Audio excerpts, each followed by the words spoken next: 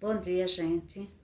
Mais uma vez estou aqui para continuar falando sobre aquilo a que me propus. E hoje eu quero fazer um alerta para você, mãe, para você, pai. Olhe com um olhar cuidadoso para o seu filho ou para a sua filha.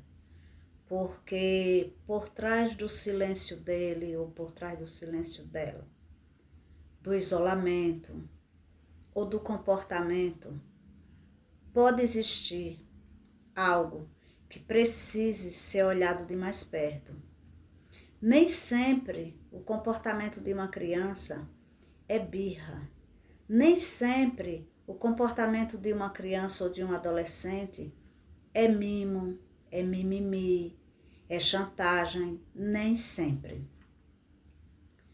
Por que eu digo isso? Porque a Sabrina, ela apresentou um comportamento diferente desde muito pequenininha, com menos de 2 anos, né? Então, assim, que comportamento? Simplesmente ela estava dormindo, tranquila, de boa, e de repente, do nada, ela acordava se debatendo muito, gritando muito, puxando os cabelinhos. Então, assim, qualquer coisa era um motivo para ela se morder, para ela tentar arrancar os cabelinhos, para ela tentar se machucar de alguma maneira, né? Batia a cabeça no pezinho, no pé da mesa, ou qualquer coisa que ela tivesse ao alcance dela. Ela mordia o braço de tal maneira, com tal força, que a cabecinha tremia. Os cabelinhos dela, ela enrolava as mãos, as 2 mãozinhas nos cabelos, que eu tinha que abrir dedo por dedo para tirar os cabelos dos dedos dela, para que ela não arrancasse.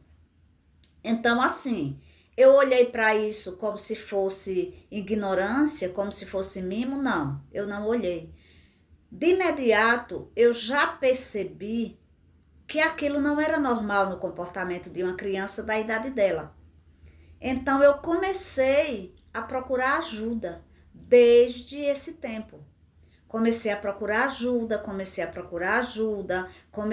a pedir socorro, mas sempre ela foi uma menina muito inteligente, muito inteligente. Não veja uma criança porque é super inteligente como alguém que pode não ter algo dentro dela. Porque a Sabrina sempre se destacou em todos os colégios que ela passou. Ela sempre se destacou.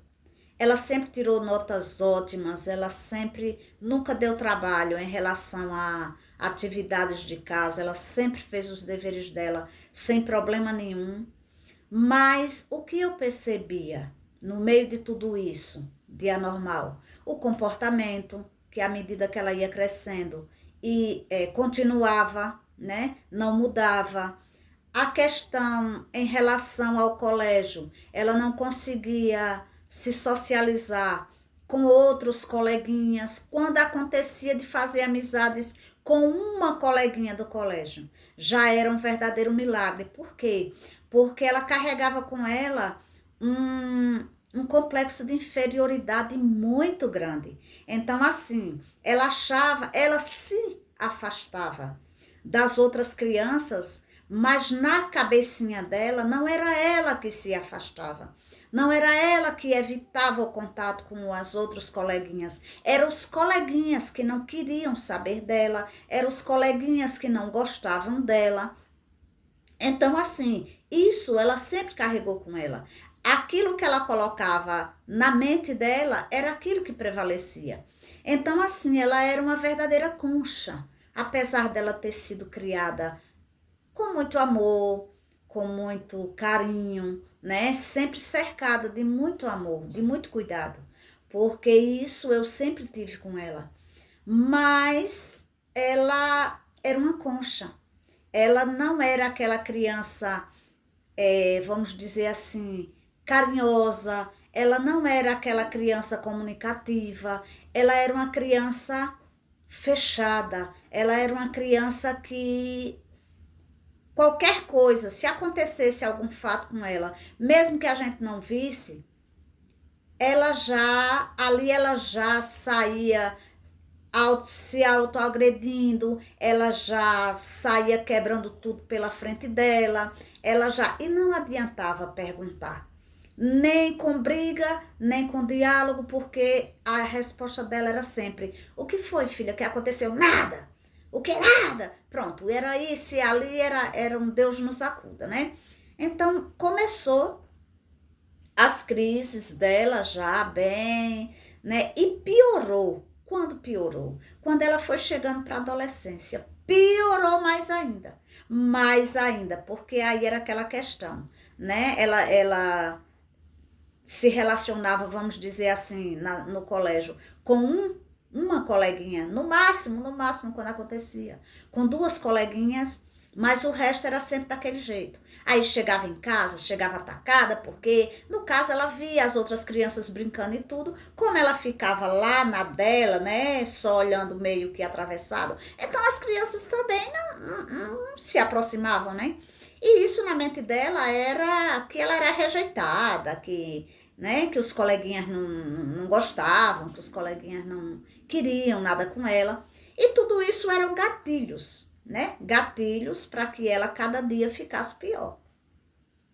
Então, assim, as mutilações mesmo, os cortes mesmo, começaram em 2019, né? Ela começou as primeiras mutilações, porque até então era autoagressão em relação a tentar arrancar os cabelos, né? E às vezes ela ficava com a mão cheia de cabelos mesmo, né? Se morder e tal, esse tipo. Mas os cortes, essas partes piores, começou em 2019. Aí foi quando a nossa luta foi travada mesmo. E então, mas eu sempre nunca, né, comecei a levar ela para CAPS pequenininha, ainda andando de braço, né? Comecei a procurar ajuda através do CAPS, levando para psicólogas e tudo mais, mas é muito difícil, né? Hoje em dia não, porque hoje em dia o mundo tá aí uma coisa, uma loucura de pessoas com todo tipo de transtorno, né? Então hoje já tá mais fácil de ser descoberto. Mas naquele tempo dela, não. Naquele período dela já era uma coisa bem mais difícil, né? Para se ter um diagnóstico. Mas mesmo assim eu não desistia, mesmo assim eu buscava. Agora, o difícil é entender, né? Você entender até chegar ao que nós chegamos hoje em relação a ela é uma longa caminhada, uma longa jornada mesmo. Por quê? Porque hoje em dia, gente, eu sei que os pais, hoje em dia, a correria de vida, trabalho, toma muito do nosso tempo, né? Então, assim, a tendência é: não tenho tempo, não tenho tempo, não tenho tempo.